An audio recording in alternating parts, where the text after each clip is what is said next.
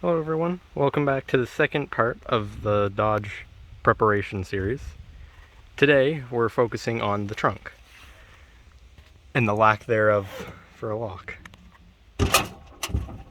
I have no way to hold it open. Well, it holds itself open, I just have no way to keep it closed besides a turnbuckle and chain. But a while ago when I was going through the back shed over there, I found this, which is the lock for this. I don't know, it fits one of those ways. So I'm hoping that I will be able to get that back onto there and I don't know, have some for that. Just a way that I don't have to use a turnbuckle to hold the trunk down. Because it'd be nice to have a trunk that actually locks. So first I'm just going to unwrap this and I'm going to see how it all kind of works, and I'll be back once I figure it out. I couldn't really figure out how the latch worked, so I just kind of put it in the one way it fit. So now, when I close it, it should latch right into that.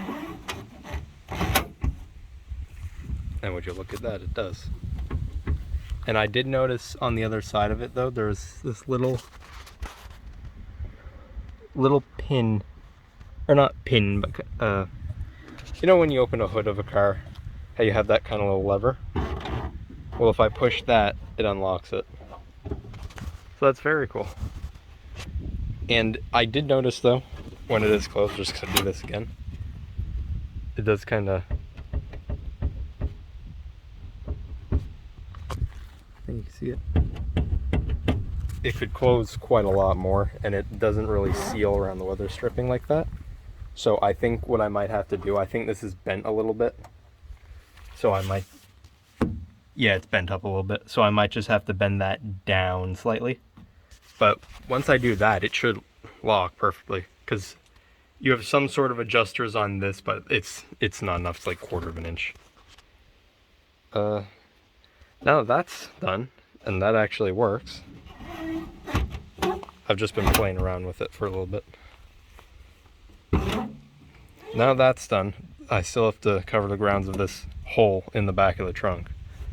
So there should be a key around here somewhere, and I think I know where it is.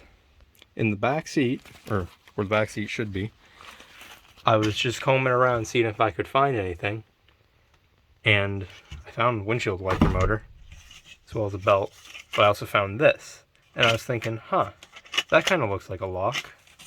So I brought it out to the back. Don't mind the Hello Kitty mats. And I undid it, and I grabbed the lock,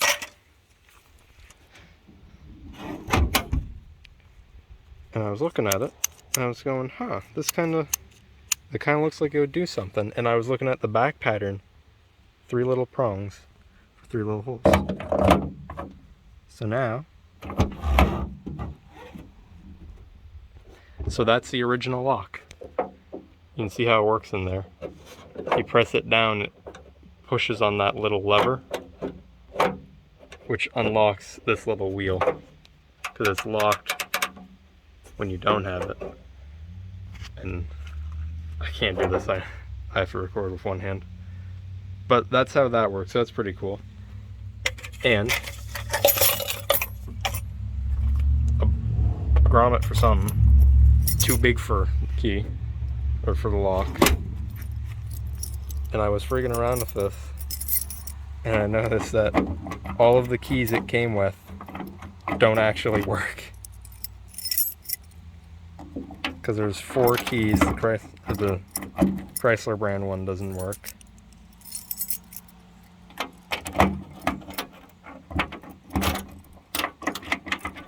But none of these keys work, which I just found that's a little funny, because all of the door locks work, as well as the original ignition, but I don't have a lock, or I don't have a key for the trunk lock. Which is perfectly fine, the Datsun's the same way. So, those keys are fairly useless. But now that I have that in there, I should be able to just kind of stick it in place. This part came with it too, and I don't know where it goes. Because I got that on, as well as the lock, and I searched up just an image or a diagram of what this should be, and I only got stuff for GM, so I'm just kind of discovering this as I go. But I want to see if I can try and figure out what this does, and maybe it has something to do with the lock actually locking. So be back when I figure that out. After a little bit of work, I figured out what this does. On the back of the lock, you have two little grooves. So what you do with this plate is it fits perfectly into those little grooves. And what you do with that, wasp there, is when you put the lock in, you're supposed to go on the other side with this little plate and slot it in. That way the lock can't move in or out. So hopefully I'm right, because I'm going to put this in, and if I'm not, then I have no idea what this does. I think I was right about that little thing, because it's not moving, and if I open it, I can't pull it out anymore. So I don't know how well you can, oh, you can see a lot better than I can. That little plate, it just slides into those little grooves behind the key slot, or the, whatever you want to call that. And it just pins it right against the trunk. So now, when I do that too, you can still see. So that's quite a trunk lock though. It's cool. I love that push button. That's gonna be fun. So now, I close that. It's all closed. I still have to bump the this down a bit, just because it's, like I said, I think it got bumped upwards by some, maybe it got pulled up, who knows. But I think that's gonna be all for that. And there's no gasket behind this. I don't know how I'm gonna be able to fit one. I'd probably have to just make something to go around that. But for now, I think that's pretty good. And if water's never really leaked through there, but if I notice a few drops, then I'll make something for it. So now I just have to hammer this down. I got the lock catch all hammered down. So now, when I close the trunk, I have to close it a little bit harder, but with one click, it's completely shut. There's no movement, it's actually tight.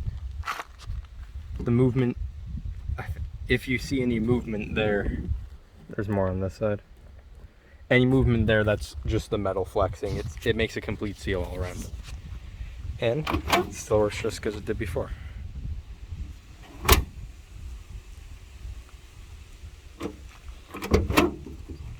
I really like this push button. I'm gonna have a lot of fun with that. Yeah. So today I learned how a 56 Mopar lock goes together, so that's useful. I looked online, there were no diagrams that actually showed how it works.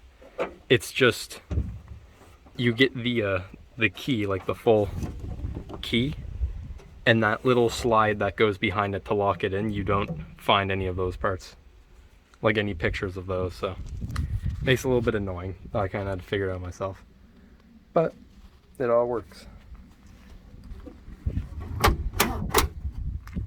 So, hope you enjoyed this video.